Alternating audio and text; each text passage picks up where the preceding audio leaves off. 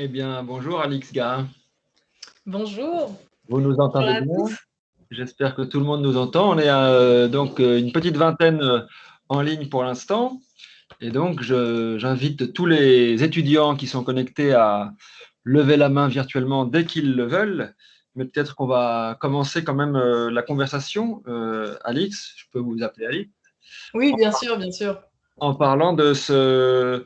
Peut-être que je vais vous laisser tout simplement nous présenter en quelques mots ce livre. Nous, le jury de présélection à France Culture, c'est un livre qui nous a beaucoup plu. Je rappelle que donc ce prix BD des étudiants, c'est pour des jeunes auteurs, c'est-à-dire des auteurs qui n'ont pas publié encore plus de 3 livres. C'est votre cas, Alice Garin. Nous, ce livre nous a beaucoup touché, beaucoup plu. Et je dois dire, sans parler des autres, que moi particulièrement, il m'a je l'ai trouvé très beau, très émouvant. Est-ce que vous pouvez, en quelques mots, peut-être le présenter? En principe, tous les étudiants qui sont là l'ont reçu en PDF. C'est pas tout à fait la même chose qu'en vrai. Mais nous parler un peu de ce livre et de ce que vous avez voulu y mettre. Bien sûr. Mais déjà, merci à tous d'être là. Je commence par là parce que ça me fait vraiment très, très, très plaisir d'être là ce soir, de pouvoir discuter avec vous, avec les jurés. Et merci pour cette présélection parce que je pense que c'est un prix qui a beaucoup de valeur. Donc, je suis vraiment hyper, hyper contente et enthousiaste. Alors, pour dire qu'est-ce que j'ai voulu mettre dedans, ben, je vais pas vous le pitcher parce que je présume, j'ose espérer que vous l'avez tous lu. Mais c'est sûr que c'est un livre qui m'est venu au terme d'un cheminement qui a démarré plusieurs années, même avant que je me mette vraiment à écrire ce récit-là, quoi. Quand j'étais étudiante à Saint-Luc en bande dessinée, donc j'ai fait des études de bande dessinée dans une école d'art en Belgique. Euh, le thème des grands-parents et des relations entre les grands-parents et les petits-enfants, c'était déjà quelque chose qui me travaillait beaucoup et auquel je réfléchissais beaucoup. Parce que de un, j'ai eu la chance de bien connaître mes grands-parents et d'avoir une relation très forte avec eux. Et plus généralement, je trouve que l'immense majorité des gens qui ont pu connaître leurs grands-parents, que ça se soit bien ou mal passé, c'est souvent des relations qui laissent une marque très très profonde dans l'enfance. Et c'est pas tellement exploité dans le domaine de la fiction, je trouve, ce lien. Comparé, par exemple, à comment exploiter le lien père-fille, mère-fille, mère-fils, père-fils. Voilà. Et du coup, j'avais commencé à écrire plusieurs récits différents qui avaient attrait à ça. Et puis, bon, voilà, ils n'ont pas abouti. J'étais étudiante, enfin, tout ça était encore un petit peu flou. Et puis, mon grand-père est mort à l'été 2018. C'était un très, très grand choc. Et j'étais vraiment au cœur du deuil quand j'ai commencé à écrire cette histoire. Et ma grand-mère était encore en vie et était malade.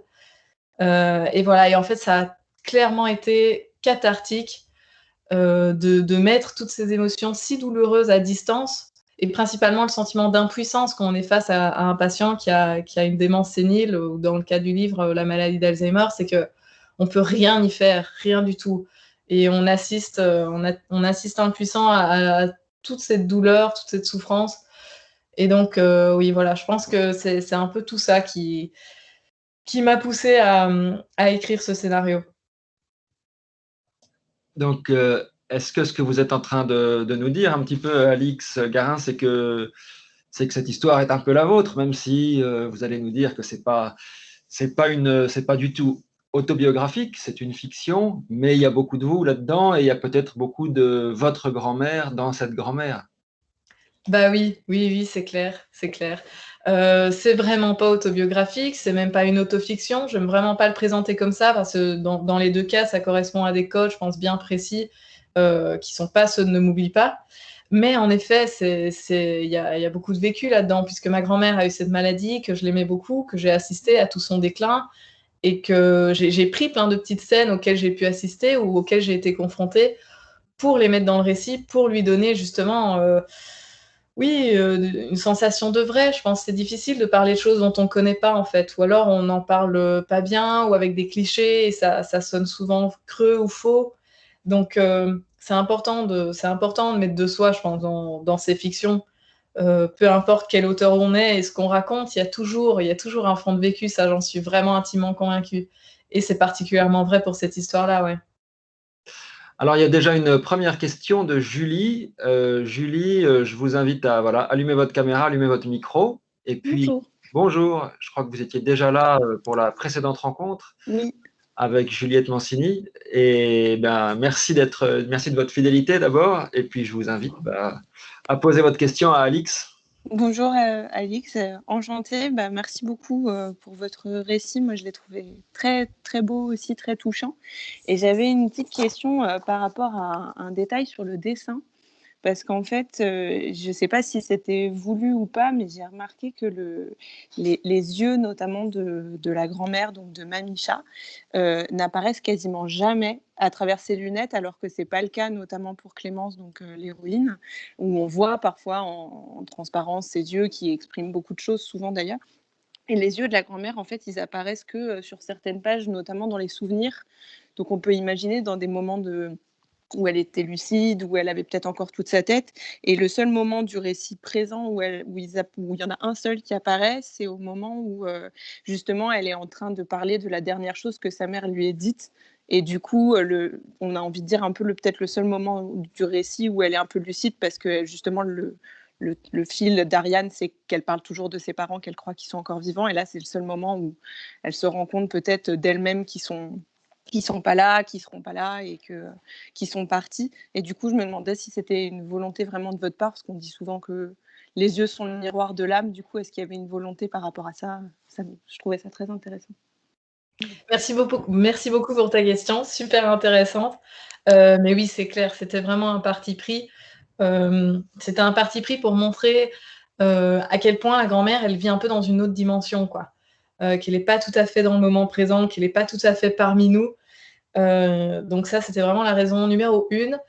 Et ensuite, en fait, j'aime bien ce truc graphique de ne pas dessiner les yeux ou les pupilles des personnages qui ont des lunettes, parce que paradoxalement, ça les rend aussi très expressifs. On se focalise sur d'autres détails de leur visage qui sont aussi très signifiants. Et donc, voilà, j'aimais bien. Et ça lui donnait son petit air de mamie, assez mignonne, assez gâteau, attachante. Donc, oui, ça, c'est vraiment venu dès les toutes premières recherches graphiques. Je savais que je voulais faire ça. Et tu as très bien lu le filigrane qu'il y a derrière, de ces moments de lucidité, etc. C'est tout à fait ça. Ouais, c'est cool, en tout cas. Ça a super bien marché, en tout cas, donc merci beaucoup. Merci. Alors, il y a une autre question de Johan. Donc, Johan, même chose, vous pouvez allumer votre caméra et votre micro, et puis on vous écoute.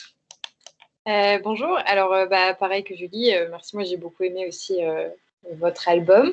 Et alors pareil, j'avais une petite question un peu sur un détail graphique, mais j'ai aussi remarqué quelque chose, c'est qu'il y a énormément de mains, de gros plans de mains dans la BD, et alors bon, moi je l'ai interprété à la fois comme le signe de la jeunesse ou de la vieillesse, parce que notamment le moment où Mamicha se rappelle qu'elle est vieille et que ses parents ne l'attendent plus, il y a cette transition des mains jeunes aux mains vieilles. Et puis, sûrement aussi la marque peut-être des émotions des personnages. Je pense à quand elle ferme le poing parce qu'elle s'énerve à la fin, Clémence, ou justement où elle doute, etc. Enfin voilà, je voulais savoir dans quelle mesure c'était un choix conscient et qu'est-ce que vous avez voulu faire avec ça. Super, merci beaucoup pour ta question. Alors, c'est un choix à la fois conscient et inconscient, dans le sens où c'est clair que je trouve que les mains, ça exprime beaucoup de choses, ça trahit beaucoup de choses, c'est super expressif, donc rien qu'une pose de main, la manière dont on les montre, sous quel angle, etc., ça exprime beaucoup de choses. Donc c'est clair que je jouais consciemment avec ça. Et en même temps, il y a aussi une petite part d'inconscient, simplement parce que je sais que quand je fais le découpage, donc quand je transpose le scénario en planche de BD pour savoir, OK, quelle case va apparaître dans quel ordre, qu'est-ce qui va être dessiné dans chaque case, spontanément, je vais souvent vers les mains. C'est un peu, voilà, on a tous notre petite manie graphique et je sais que c'est la mienne, c'est une des miennes. Et en plus, j'aime bien dessiner les mains, donc voilà, il y a un peu de tout, jouer avec. Les montrer, c'est beau, ça dit beaucoup de choses de nous. Les cicatrices qu'on a, les taches de vieillesse dans le cas de la grand-mère, etc.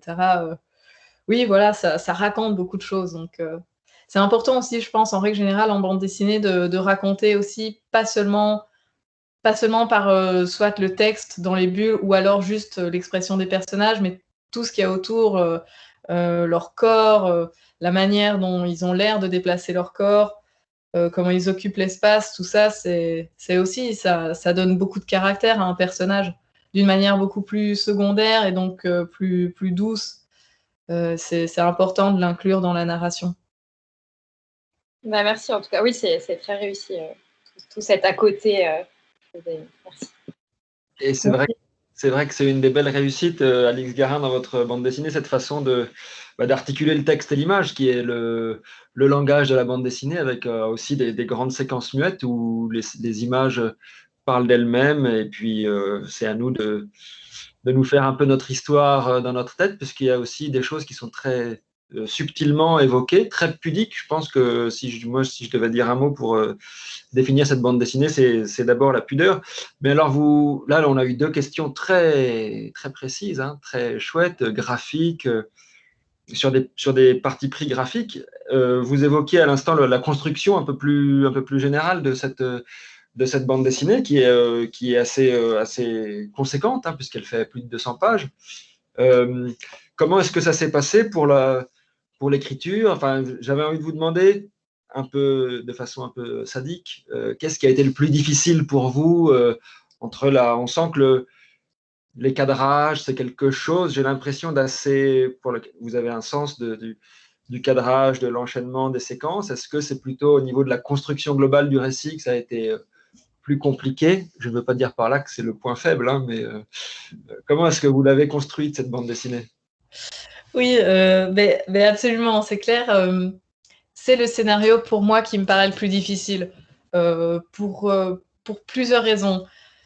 Déjà, quand moi je me mets, disons, à avoir l'intention de raconter une histoire, je me mets à prendre plein de notes complètement en vrac, dans plein de carnets, des feuilles volantes, mon téléphone, donc c'est un fatras sans nom, de bouts de dialogue, d'images qui me viennent en tête, genre ah tiens, elles sont là sur le haut de la falaise, elles regardent la mer, enfin des choses souvent très abstraites comme ça, ou très précises, mais des bouts de dialogue qui sont complètement hors contexte.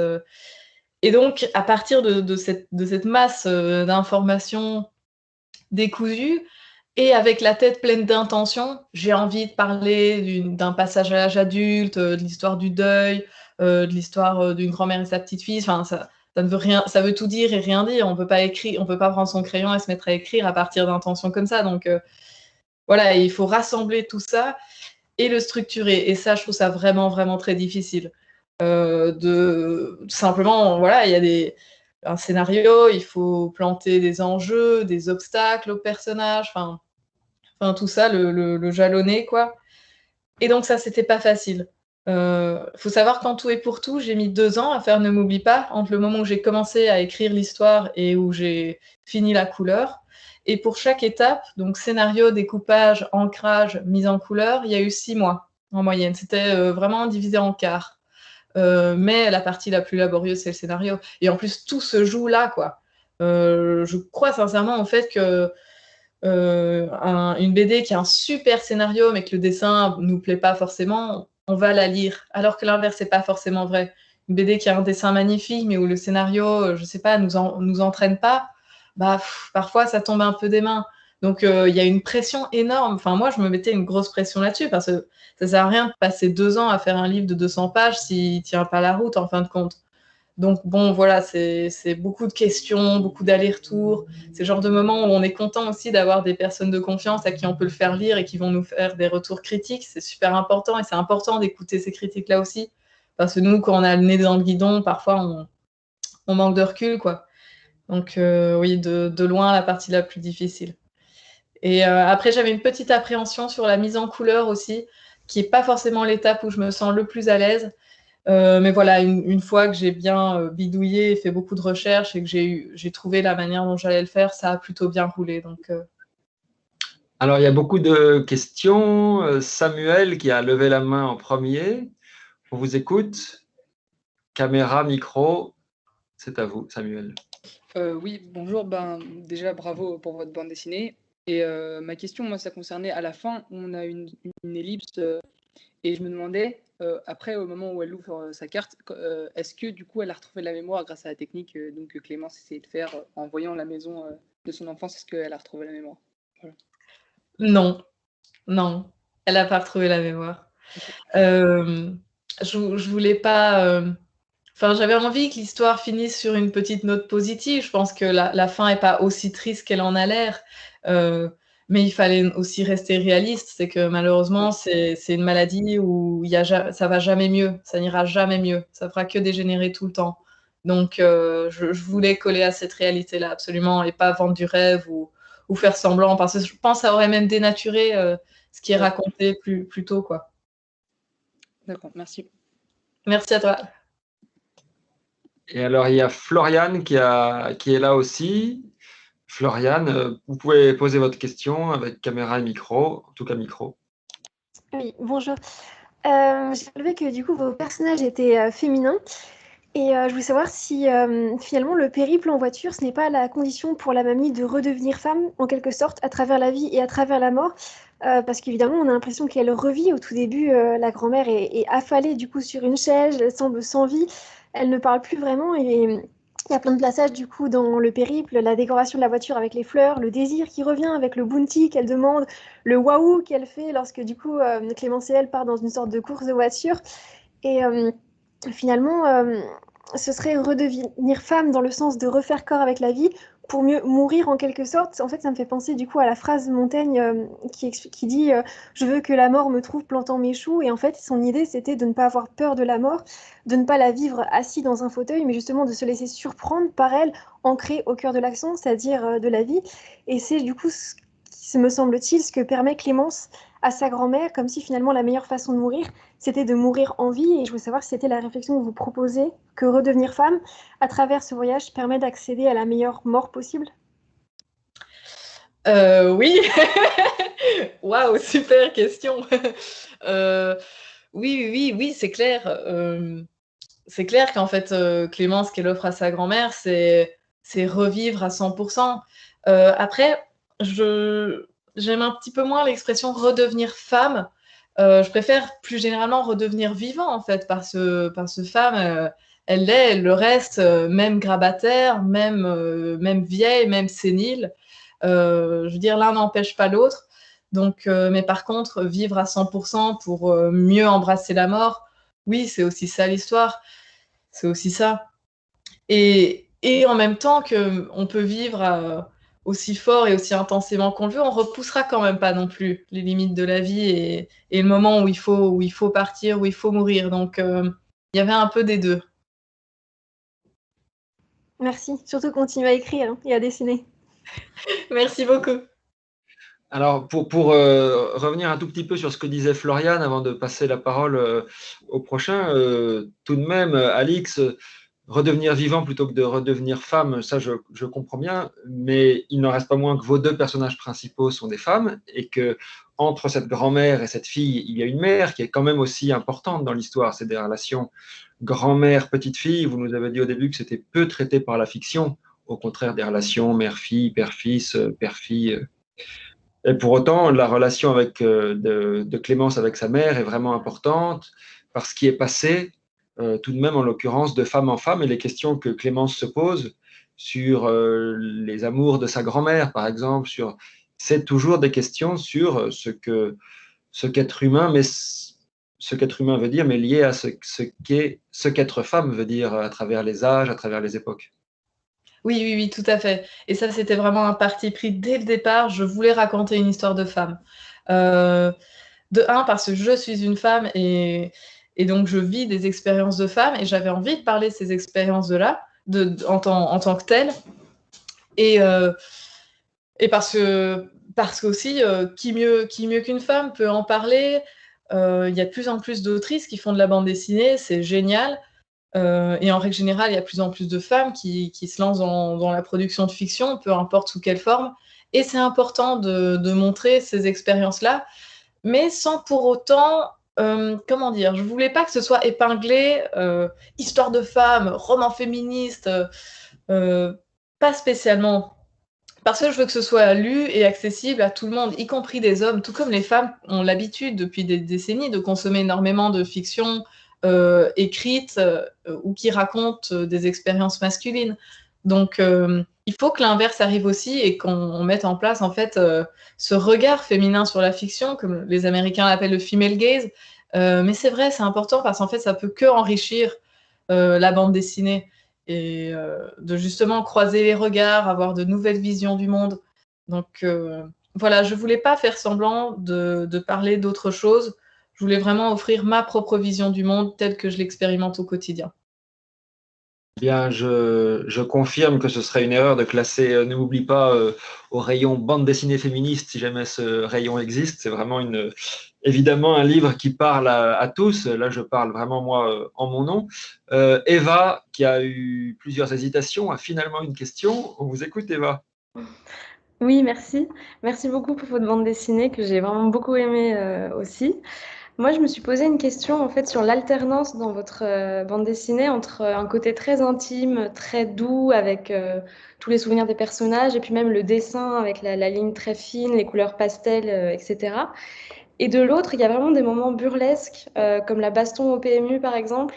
Et là, j'ai l'impression que les expressions des personnages tirent vraiment vers la caricature même parfois. Et je me suis demandé comment vous avez pensé cette alternance et si c'était voulu et comment ça s'est organisé. Voilà. Merci. Merci beaucoup. Alors, oui, c'était voulu. Simplement parce qu'en fait, à la base, mon dessin, enfin, par où commencer? Tout ce que j'ai connu au départ de la bande dessinée, c'était le magazine Spirou. Donc, pour ceux qui connaissent pas, c'est un magazine pour les enfants et pour tous les âges, mais qui est très, très orienté bande dessinée d'humour et aventure. Donc, vraiment le style BD franco-belge à papa, quoi. Très, très expressif, très cartoon. Et donc, vu que j'ai lu ça toute mon enfance et que c'était vraiment mes toutes premières références en tant qu'enfant et quand je dessinais, puisque je dessine depuis toujours, eh ben, je suis, voilà, j'ai un dessin qui est comme ça, très cartoon, très expressif. Et quand j'ai débarqué à Saint-Luc à 18 ans, donc cette fameuse école d'art, et que je me suis mis à découvrir le roman graphique et d'autres bandes dessinées auxquelles j'avais pas eu spécialement accès avant, qui traitaient de sujets beaucoup plus sensibles, sur des formats plus longs, d'un coup, d'abord, j'ai eu très très envie de moi aussi raconter des histoires comme ça, des histoires plus longues, des tranches de vie, etc. Et je me suis sentie hyper complexée par mon dessin super humoristique, super cartoon, genre le petit Spirou, quoi. Et j'ai mis longtemps à Saint-Luc à chercher, à tâtonner pour finalement me rendre compte que ce dessin expressif, en fait, c'était une plus-value. Et ça m'empêchait pas du tout de raconter des histoires tristes et des histoires sensibles et des histoires réalistes. Et qu'au contraire, ça pouvait que me servir pour justement mieux retranscrire les expressions et les sentiments des personnages. Et à partir de ce moment-là, je me suis complètement affranchie et complètement libérée. Et j'ai vraiment pu explorer. Mais c'est vrai que ça reste en moi, c'est quelque chose que j'adore. Je travaille aussi comme illustratrice dans une agence de communication. On fait beaucoup de vidéos et parfois on fait des dessins animés pour enfants. Et j'adore en fait avoir un dessin super cartoon.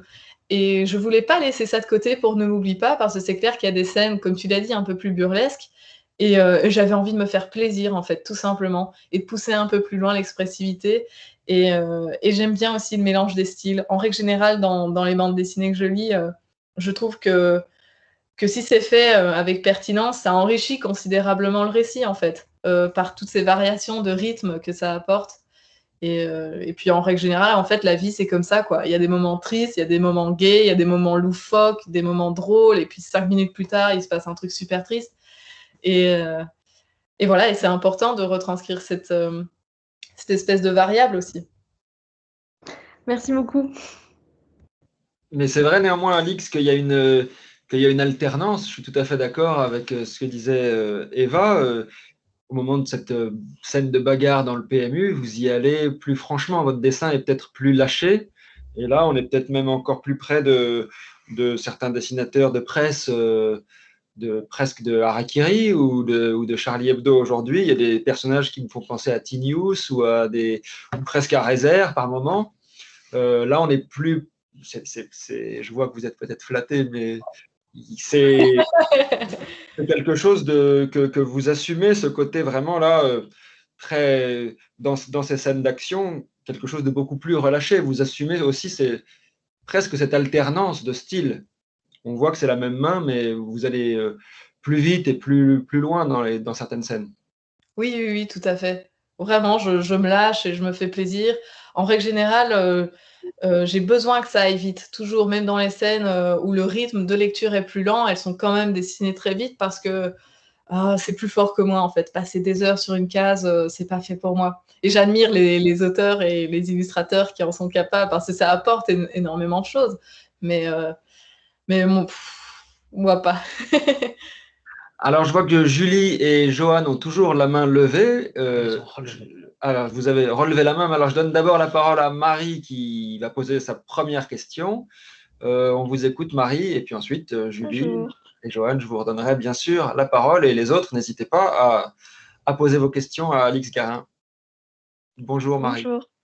Merci beaucoup d'abord de bien vouloir répondre à nos questions. La question que je me posais, elle était également sur la structure. C'était qu'on a donc à la fin cette carte postale avec ce myosotis. On a des myosotis sur la page de garde au début. On a des myosotis donc dans ce moment où la grand-mère va vouloir décorer la voiture. Et ma question, c'était tout simplement de savoir d'où elle était venue cette idée finalement de faire vraiment de cette petite fleur un fil conducteur à part entière dans le récit. En fait, elle est venue là de vraiment ma propre expérience. C'est que cette anecdote par rapport au myosotis qu'on surnomme Ne m'oubliez pas. Enfin voilà, c'est un petit surnom qu'on lui donne dans beaucoup de cultures d'ailleurs, pas uniquement en francophonie. C'est ma propre grand-mère qui m'a appris cette petite chose-là, quoi. Et donc, ça a toujours été une fleur que je reliais à elle. C'est pour ça que j'avais aussi envie de la mettre dans Ne m'oublie pas. Et pour le double sens qu'elle cache, cette fleur, de dire Ne m'oublie pas. Et faut savoir qu'au départ, l'album avait un autre titre provisoire. Moi et l'éditeur, on savait bien que ce ne serait pas le titre définitif. On l'appelait Carte postale pour le projet, etc. Et puis un jour, ça m'a frappé qu'en fait, il faut que le titre, ce soit tout simplement Ne m'oublie pas. Parce que ce qui est intéressant, et surtout quand on le voit mis avec la couverture, c'est qu'on ne sait pas qui s'adresse à qui. Est-ce que c'est Clémence qui dit à sa grand-mère Ne m'oublie pas, ou sa grand-mère qui dit à Clémence Ne m'oublie pas quand je serai plus là. Donc voilà, ce double sens, cette petite fleur très poétique, etc. Voilà, j'aimais bien. Merci beaucoup. Ça peut même être Clémence qui dit à sa mère, qui est absorbée dans le travail, ne m'oublie pas. Enfin, on peut le lire de beaucoup de façons. Alors, Julie, je crois que vous avez relevé la main et que vous avez une autre question. On vous écoute. Oui, pardon, je voulais revenir par rapport à ce qu'a dit Eva, justement, sur l'alternance qu'il pouvait y avoir entre le burlesque et justement des moments plus calmes, plus sensibles. Je me demandais justement par rapport au scénario, pourquoi ce choix à la fin on va dire pour la chute de la grand-mère, son départ, de cette fin justement qui est aussi peut-être un peu burlesque dans un sens, la maison qui s'écroule au moment où elle rentre dedans, plutôt qu'une fin peut-être un peu plus plausible. Est-ce que c'était une volonté de rester vraiment dans la fiction et de se dire il faut aller dans quelque chose qui n'est pas forcément plausible mais qui amène quand même beaucoup de poésie, parce que voilà, c'est une belle façon de partir au final, et voilà, c'est plutôt pourquoi aller vers là plutôt que justement amener parce que pour tout vous dire, en fait, c'est tout bête, mais quand j'ai lu votre album, quand il y a ce moment où elle dit il est très vite trop tard, et où il y a cet accident de voiture, et j'ai cru que ça allait finir là-dessus, en fait, que ça allait être à ce moment-là, et du coup j'ai été surprise qu'après ça aille encore plus loin, et c'était chouette de voir le moment où Clémence la prend sur son dos et l'amène au bout du chemin quand même, etc. Mais je me suis demandé du coup pourquoi ce choix. Merci pour ta question. Donc oui, c'est vrai que cette fin où la maison s'écroule, il y en a plein qui ça déstabilise un peu. C'est une fin, enfin beaucoup de gens m'en parlent. Et il faut savoir, enfin moi j'avais vraiment envie d'une fin tout en poésie en fait. Et au départ, dans les premières versions du scénario, même jusqu'à très tard, j'avais ancré tout l'album. C'était une autre fin qui allait se passer encore plus onirique, poétique et pour certains complètement rocambolesque et absurde, où en fait la maison, je peux vous le dire, hein, au lieu de s'effondrer comme c'est le cas, elle s'arrachait du sol et elle s'envolait. Et voilà, moi je trouve que c'était une super idée. Parce qu'en fait, au moment d'écrire le scénario, j'étais vraiment très absorbée par la lecture d'une trilogie d'Italo Calvino qui s'appelle Nos ancêtres et qui est très très onirique. Mais lui, bon, voilà, ça traverse vraiment l'ensemble de son œuvre, l'onirisme. Mais ça m'avait beaucoup marqué. Et puis mon éditeur m'a dit écoute, je sais que tu aimes bien cette fin, mais dans le fond, ça colle quand même pas très bien avec tout le reste du récit, qui est très ancré dans le réel malgré tout. Et puis ça vient un peu comme un cheveu dans la soupe, peut-être les gens vont pas comprendre. Et au début je défendais mon idée, mais quand j'ai demandé l'avis à plusieurs personnes complètement différentes, la majorité des gens m'ont quand même dit écoute, c'est vrai que c'est un peu bizarre.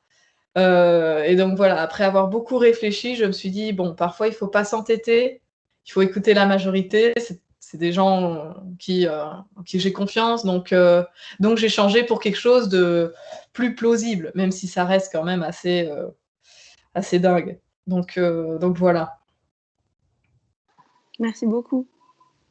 Avant de passer la parole à Johan, je voulais revenir sur ce que vous venez de dire, Alix Garin, puisque vous citez Italo Calvino, et moi j'avais noté ce passage où Clémence, toute nue devant son miroir, cite une phrase d'Italo Calvino, sans doute dans la trilogie que vous venez d'évoquer. Il arrive qu'on se croit incomplet simplement parce qu'on est jeune. Et alors, bien sûr, cette bande dessinée parle de la vieillesse, du grand âge, de la dégénérescence. Mais je me suis dit que c'était au moins autant une bande dessinée sur la jeunesse, sur ce que ça voulait dire d'être jeune.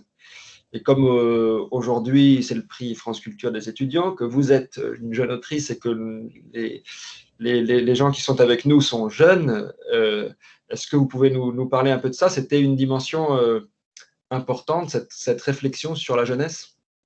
Oui, très très importante. Et en fait, c'est au moins autant une BD sur le passage à l'âge adulte que sur la maladie, la vieillesse et tout ce qu'on vient de citer, quoi. Parce qu'au fond, l'héroïne numéro 1, c'est pas tout à fait la grand-mère, c'est Clémence. Et Clémence, elle a une vingtaine d'années, elle est un peu paumée dans sa vie. euh, et, et là, j'ai mis mes propres angoisses parce que c'est clair que moi, quand j'étais étudiante, j'étais pétrie d'angoisse. C'était quelque chose qui me rongeait de savoir qu'est-ce que je vais devenir en fait. Qu'est-ce que je vais devenir? De quoi demain sera fait? C'était des questionnements qui m'obsédaient et qui me tétanisaient parfois. Donc, je voulais insuffler aussi cette réflexion-là en filigrane que Clémence, si aussi elle fait des trucs aussi fous avec sa grand-mère, c'est parce qu'elle est un peu paumée et qu'elle a le sentiment d'avoir rien à perdre. Donc, oui, ça comptait pour moi de montrer à quel point elle se construit en fait à ce moment de sa vie. Et d'où aussi l'importance des flashbacks pour montrer qui elle est et comment elle en est arrivée là, quelle est sa personnalité exactement. Ouais, c'était vraiment très très important. Et j'aimerais bien continuer d'ailleurs à exploiter cette thématique du passage à l'âge adulte parce que là maintenant, 3 ans plus tard, j'ai de nouvelles expériences à raconter par rapport à ce sujet. Beaucoup d'eau a coulé sous les ponts. Johan avait une question et elle lève la main. On vous écoute, Johan. Oui, alors c'était une autre question, plus par rapport à votre scénario et comment vous l'avez abordé. Vous parlez beaucoup de choses qui sont très tabous, les problèmes de communication dans la famille, les choses qu'on tait, les non-dits. Je pense notamment à la relation entre la mère et la fille. Et aussi tout ce qui est les questions de fin de vie, comment sont traités nos aînés dans les maisons de retraite, qu'est-ce que ça veut dire vieillir, le corps des femmes âgées, etc. Et je voulais savoir comment vous avez abordé ce fait de parler des choses dont on ne parle pas et d'où vous vient cet intérêt pour tous ces sujets un peu tabous. Mais je pense que c'est de la frustration de les avoir expérimentés et de s'être rendu compte à quel point c'était tabou d'en parler. Je pense que de tout le récit, la partie la plus un peu entre gros guillemets subversive, c'est ce moment où Clémence donne son bain à sa grand-mère. Et ça, j'ai ressenti absolument besoin de le raconter simplement parce que moi, la première fois que j'ai donné son bain à ma grand-mère, ça a été un choc. Ça a été un choc vraiment. Parce qu'on n'est pas du tout préparé. Personne ne nous prépare à faire ça. Alors que paradoxalement, mais c'est le quotidien de millions d'aidants proches dans le monde, quoi. De devoir aider les personnes âgées à aller aux toilettes, à s'essuyer, à prendre le bain, à manger, toutes ces petites choses du quotidien, et oui, qui sont ultra tabous. Et je pense que c'est de ce choc-là, et ça m'a agacée aussi, qu'est venue l'envie. Je voulais absolument le mettre dedans. Ça, c'était vraiment non négociable. D'ailleurs, je dis ça, mais l'éditeur était tout à fait pour. Hein. J'ai pas du tout dû lutter pour le faire. Mais au moment d'écrire la scène, je savais que ça allait faire tiquer les gens. Je sentais à quel point c'était complètement inhabituel et qu'on allait beaucoup m'en parler, quoi. Et d'ailleurs, c'est le cas. Euh, et je me suis dit vraiment raison de plus, quoi. Raison de plus pour en parler parce que ça fera aussi du bien à plein de gens.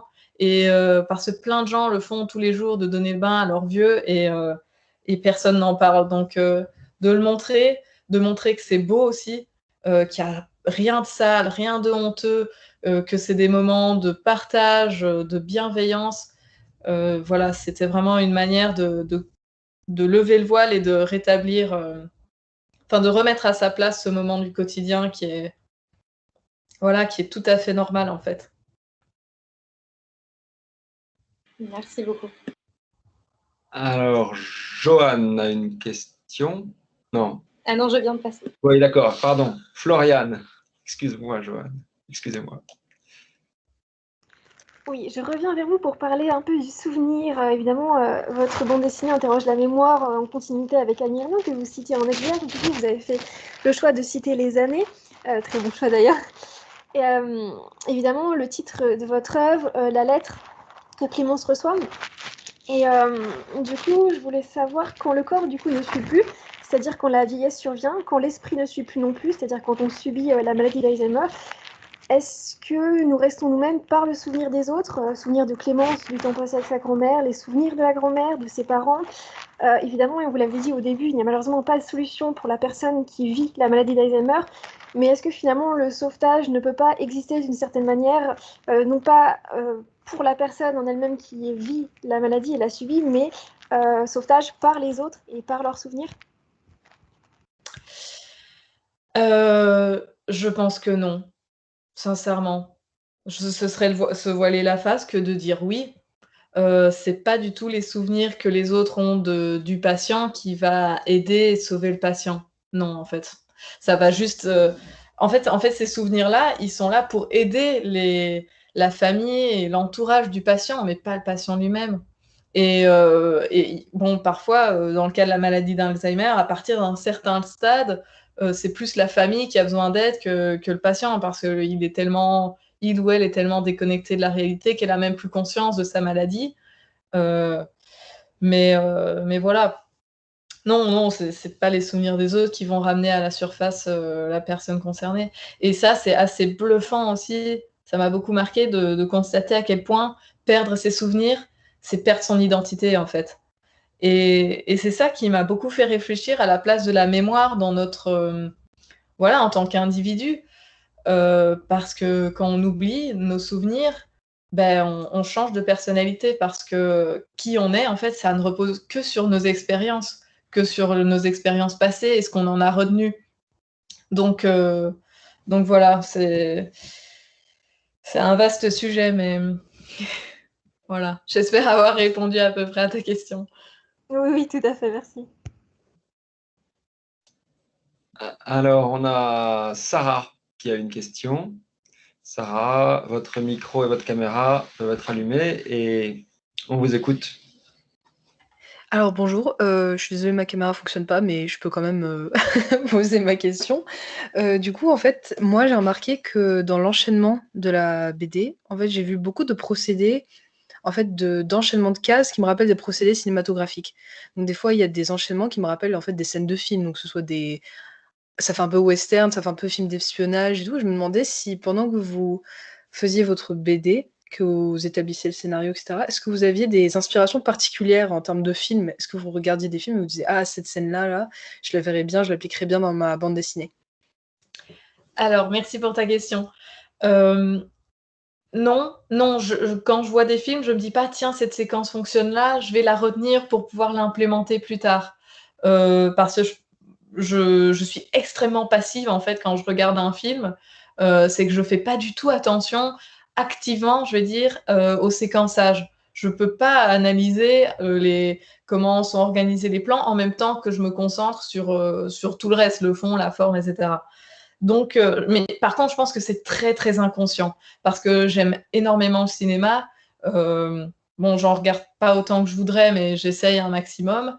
Et c'est clair que ça fait partie de mes influences les plus marquantes, mais pas au point, comme tu dis, voilà, reprendre des séquences pour en refaire autre chose volontairement, quoi. Mais c'est clair qu'en film, j'ai eu énormément d'influence. Enfin, pendant mes études à Saint-Luc, j'allais énormément au cinéma parce que c'était presque gratuit pour nous les étudiants à Liège.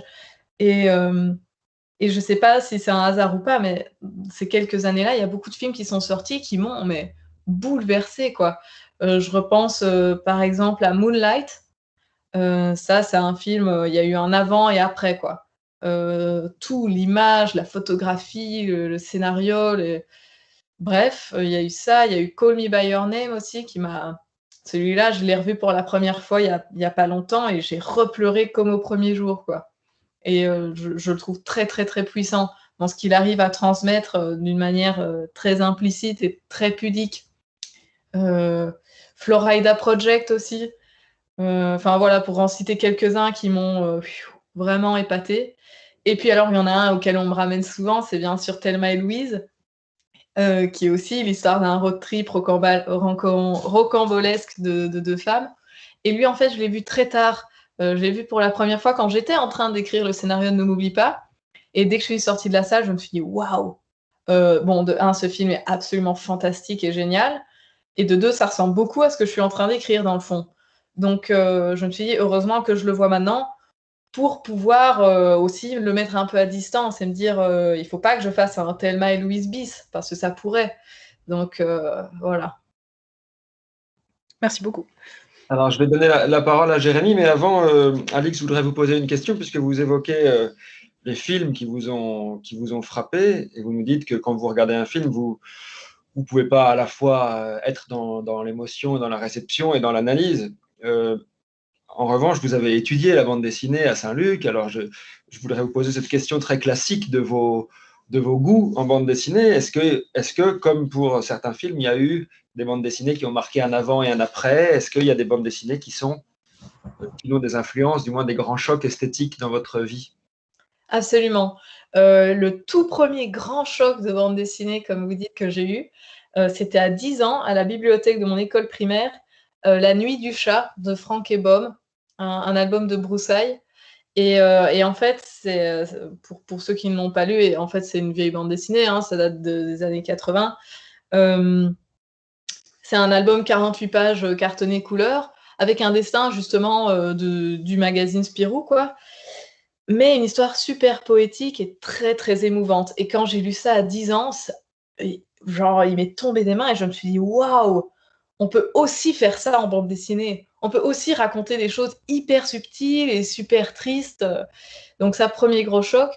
Deuxième, je pense, grande claque, ça a été Blast de Manu Larsenet, que j'ai lu juste à mon arrivée à Saint-Luc.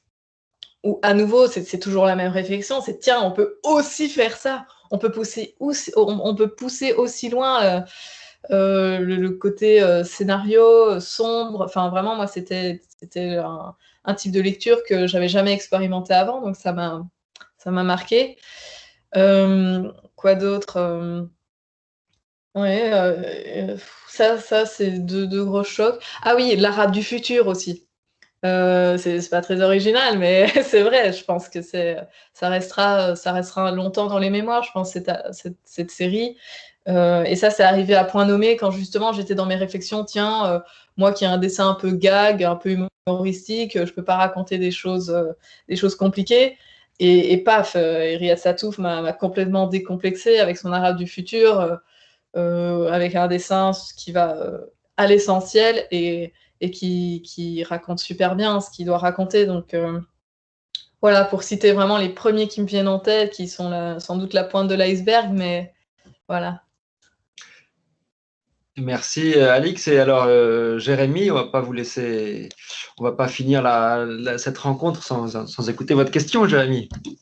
On vous écoute. Bonjour, c'est très gentil, merci. J'espère qu'on m'entend bien. Merci beaucoup Alix d'être là. C'est une BD qui m'a énormément touché aussi. Et j'avais une question par rapport au théâtre qui figure pas mal du coup dans votre BD. Et je me suis demandé si ce rapport au théâtre du coup qu'a Clémence, c'était un moyen de aussi décliner la question du rapport au corps, qui est l'une des raisons pour lesquelles Clémence, notamment durant tous ses flashbacks, on voit qu'elle est pas mal discriminée par rapport à ça. Et je me demandais si vous aviez choisi justement cet attrait qu'elle a pour le théâtre pour justement renvoyer à cette question-là. Très bonne question, merci beaucoup. Écoute, sincèrement, j'avais pas poussé la réflexion aussi loin. Mais c'est très, très intéressant ton analyse et j'en prends bonne note. Parce qu'en fait, c'était fortuit. Je vais pas faire semblant. D'accord, ok, trop bien. Merci à toi en tout cas, merci beaucoup. Merci. Mais alors, en tout cas, puisque Jérémy parlait du rapport au corps, on n'a pas encore parlé, Alix, véritablement de la sexualité, qui est une dimension importante aussi dans ce livre, puisque Clémence découvre aussi, se pose des questions sur sa sexualité, puis vit peut-être une expérience fondatrice pour elle. C'est amusant que vous ayez à l'instant évoqué Blast, puisque je n'avais pas pensé à ça, mais la scène de rapport sexuel qu'a Clémence avec une jeune femme rencontrée dans un motel peut presque faire penser à ces pages de Blast. C'est un autre style, mais c'est tout d'un coup une évocation différente. Graphiquement, c'est un parti pris très fort. On revient aussi à la pudeur que j'évoquais tout à l'heure. Les corps sont à peine suggérés dans des couleurs très vives. C'est une double page. C'est quelque chose d'assez évanescent comme ça. Pourquoi est-ce que on n'imagine pas que c'est une gêne de votre part à dessiner des choses, les choses du corps et une scène de sexualité? Pourquoi est-ce que vous avez choisi de dessiner ça, comme une espèce de flash coloré et très subtil? Très bonne question. Ça, c'est la première fois qu'on me la pose et je suis très très contente d'avoir l'occasion d'en parler parce qu'évidemment, c'est pas du tout fortuit. Je voulais une scène très pudique, mais justement pas dans le sens pudibond du terme, mais vraiment élégant, en fait, quelque chose d'élégant et pas du tout être dans ce côté très voyeur. On va montrer de la chair et nanani, de la sueur, enfin tous ces trucs un peu galvaudés au fond de toutes les scènes d'amour en bande dessinée particulièrement, mais plus généralement en fait dans les fictions. Je voulais en fait une scène d'amour de deux femmes pour les femmes un peu. Sincèrement, on en revient à ce truc de femme, mais de montrer une vision beaucoup plus sensuelle de l'amour que sexuelle, quoi. Donc voilà. Et c'était une manière de le faire. Et en même temps, voilà, je trouvais ça chouette à nouveau d'avoir une rupture graphique, mais qui me paraissait se justifier pour enrichir aussi et rythmer le récit. Donc voilà, c'était vraiment sublimer cette scène d'amour par son côté extrêmement sensoriel et élégant, quoi. Alors, on s'approche de la fin de cette rencontre. Alors, si vous avez des questions, des remords, il faut lever la main maintenant parce que bientôt on va s'arrêter. Moi, Alix, j'aurais une dernière question peut-être sur les décors de votre bande dessinée, puisqu'il y a on sent que vous avez un goût sur certaines planches. Je pense à des scènes de lumière sous la pluie, les rayons qui passent entre les nuages noirs, sans doute à l'aquarelle. Vous avez un sens du paysage, un sens du décor. On sent que vous avez souvent un plaisir à les dessiner, on imagine. Et pour autant, ils ne sont pas du tout omniprésents, les décors. Il y a beaucoup de cases où il n'y a aucun décor, où soit une couleur unique selon les scènes, soit carrément du blanc. Pourquoi ce choix d'avoir des décors qui sont souvent très, très esquissés simplement, ou bien carrément absents? Alors, plusieurs raisons. La première, c'est que je voulais me concentrer sur les personnages, leurs émotions, leurs interactions, et vraiment ce qui se passe entre eux. Et pour ça, le décor, je pense qu'on n'en a pas besoin. Et parfois, il détourne l'attention ou il ajoute un peu du bruit dans les cases, qui est souvent vraiment pas utile, quoi. Je pars du principe que le lecteur est suffisamment malin pour qu'une fois on lui a montré, voilà, ça se passe à tel endroit, dans les 10 cases qui suivent, bah, il a compris, quoi. On sait qu'on est à tel endroit, elles n'ont pas bougé, quoi. Donc voilà, il y a un peu de paresse, parce qu'en fait, je prends pas tant de plaisir que ça à dessiner le décor. Je devais quand même aller assez vite pour cet album, parce que je travaillais à temps plein pendant toute la durée de la réalisation. Bon, voilà, il y a une petite contrainte un peu matérielle, quoi. De se dire, je peux pas passer 2 jours sur chaque planche. Et il y avait une troisième raison, et j'ai oublié laquelle. Mais c'était les 2 plus importantes. Oui, voilà. Alors, on a une petite dernière question, puisqu'il nous reste que quelques minutes avant la fin. Manon, on vous écoute. Oui, bonjour, j'espère qu'on m'entend bien. On vous entend. En fait, vous nous avez dit que vous pensiez reparler de la jeunesse dans un de vos livres plus tard, sûrement. Alors, je voulais vous poser la question, est-ce que vous avez un projet en cours ou quelque chose dont vous voudriez nous parler pour conclure? Alors oui, je suis en train de tout doucement, je réfléchis au prochain album. Après la livraison des planches de Ne m'oublie pas, c'était au mois d'octobre. D'abord, j'ai eu envie de me laisser une pause, parce que j'ai la chance de ne pas dépendre financièrement de la bande dessinée. Et ça, bon voilà, ça a des inconvénients, mais en même temps, ça me donne cette liberté de pouvoir me dire, je prends le temps que je veux et je prends le temps dont j'ai besoin. Et ensuite, j'ai réalisé plusieurs boulots de commande pour des reportages, notamment pour le magazine Topo, par exemple, ou Phosphore, enfin des projets un peu plus courts, sur commande, mais qui me faisaient vraiment très, très plaisir à faire. Et là, maintenant, l'été approche et je ressens le besoin de me mettre à nouveau à écrire la prochaine histoire qui me trotte en tête depuis des mois, en fait. Mais justement, où je prends plein de petites notes comme ça, mais sans trop y penser. Et cet été, je vais me remettre à ordonner tout ça et à essayer d'écrire le scénario en tant que tel. Et ce sera encore une histoire de famille, sous un angle complètement différent. Ce sera plutôt l'histoire d'un père et ses enfants. Mais voilà, ce sera un peu différent et en même temps, bah voilà, on se refait pas, quoi. Moi, j'aime bien les histoires de famille, les histoires d'émotions, tout ça. Donc voilà.